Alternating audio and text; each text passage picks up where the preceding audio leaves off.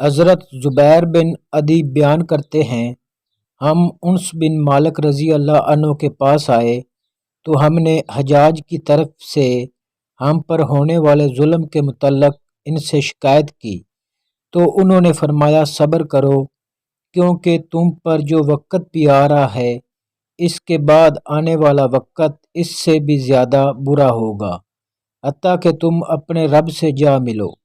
میں نے یہ بات تمہارے نبی صلی اللہ علیہ وآلہ وسلم سے سنی ہے۔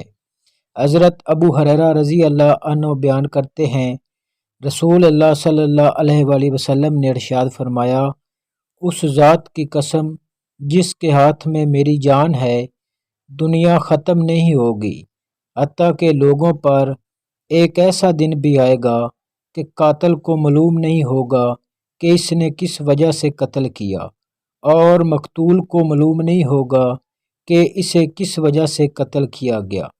عرض کیا گیا، یہ کس وجہ سے ہوگا؟ فرمایا، فتنے کی وجہ سے۔ قاتل اور مقتول دونوں جہنمی ہیں۔